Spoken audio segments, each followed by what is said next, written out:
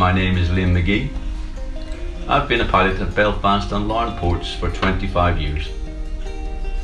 Today I'm uncovering the story of how a well-known local memorial landmark became a saviour of life at sea.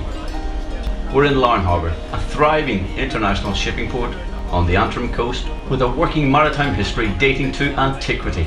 This includes the Bronze Age, Iron Age, Viking raids, Norman incursions and the arrival of Scotland's Edward the Bruce with over 5,000 troops for his Irish campaign of 1315 AD. Mariners Paul and Jonathan of McLaughlin Shipping are taking us out into the bay on one of their sturdy tugs to look at the Chaine Memorial Tower from the perspective of a ship's navigator. A novel innovation installed near the top of this 1888 replica Irish round tower is used to keep ships on a safe course to the harbour. This is the Larne Lock approaches chart. Chaine Tower, we've just been out there. It has a sectored light.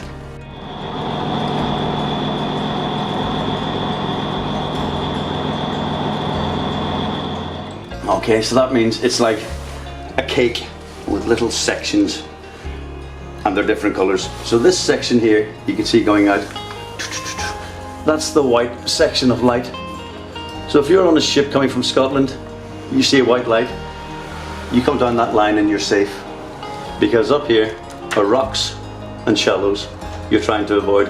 And that's why this light was put in as a sectored light, as a guide for ships to get safely past onto rocks. If you cross this line to the south, you'll see from here on in, the light shows red. And that's to indicate that you're getting close to the shore and the shallows and you don't really want to be there. So you could be on that line where it changes from white to red and you will know exactly the bearing line and exactly where you are all the way down into that spot.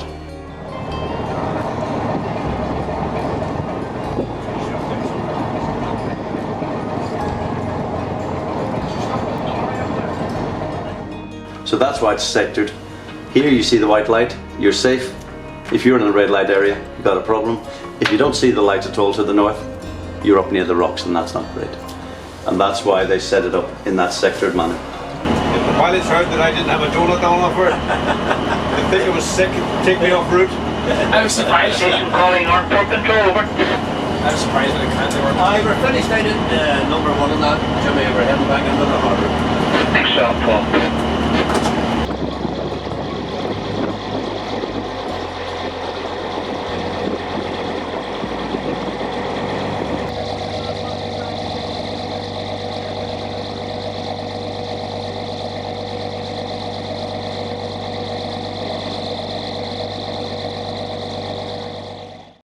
Before we take a closer look at this iconic tower, let's find out more about the man so worthy of its popular dedication, James Chaine.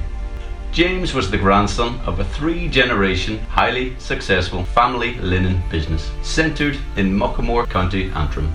He purchased the harbour area of Larne in 1866 for £20,000 at just 25 years of age, envisioning a hub of thriving trade and travel.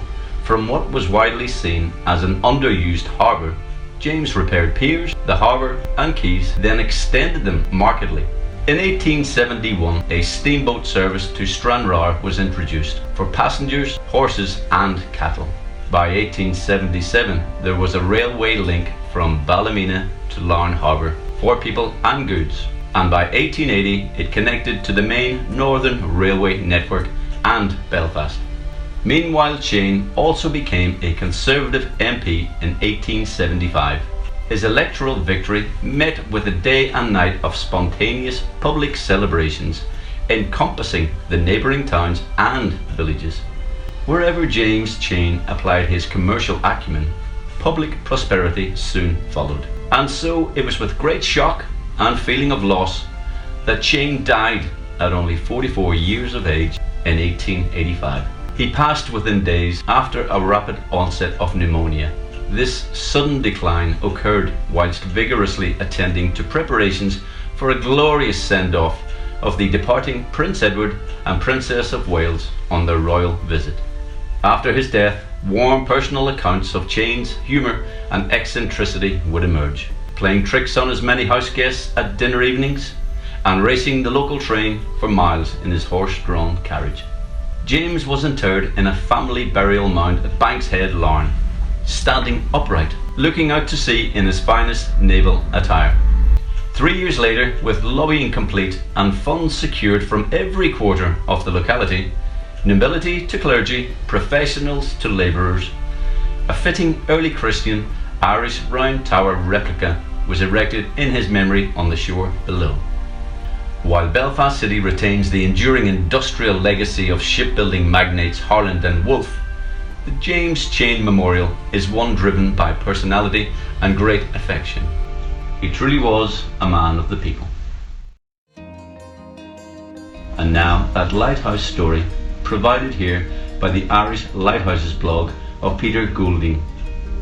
How one man's seaside town memorial became a saver of lives at sea. From the early 1830s, the merchants and shipowners of the thriving port of Larne had been clamouring for a lighthouse at the entrance to Larne Harbour, either on the Ferris Point on Isle Magee or on Sandy Point on the opposite side of the harbour entrance. George Halpin, the inspector of the ballast board, later Irish Lights, recommended the former, and the Ferris Point Light was established in 1839. After the death of dynamic Larne Harbour and town infrastructure developer James Chaine, a memorial committee was set up to erect a suitable monument in his memory. The committee wrote to Irish Lights, as it had now become, asking if they would consider building and maintaining a round tower at Sandy Point which would act as a lighthouse, and if they wouldn't build it, would they maintain it? Irish Lights said it was a local matter and declined. Undaunted, the Memorial Committee went ahead and built a beautiful replica unlit round tower at Sandy Point Bay, which would serve as both a navigation mark and also a memorial, while at the same time tipping their hat to the ancient Irish round towers of old.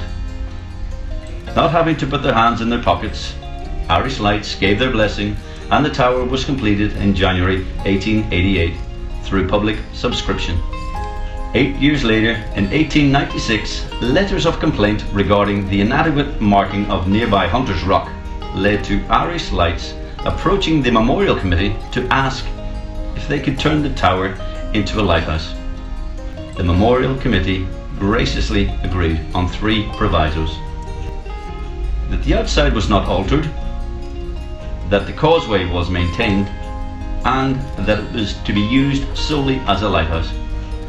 Irish Lights agreed, and 2 lights were established on 1st of July 1899, one of them halfway up the tower to mark the Hunter's Rock, which technically breached the first proviso, but nobody seemed to mind. An extra assistant keeper was added to the workforce of the Maiden's Lighthouse, and a house rented for him in Larne. This keeper was specifically responsible for the Chaine Tower. The tower is 28 metres high, and a light shone through a window 22 metres up.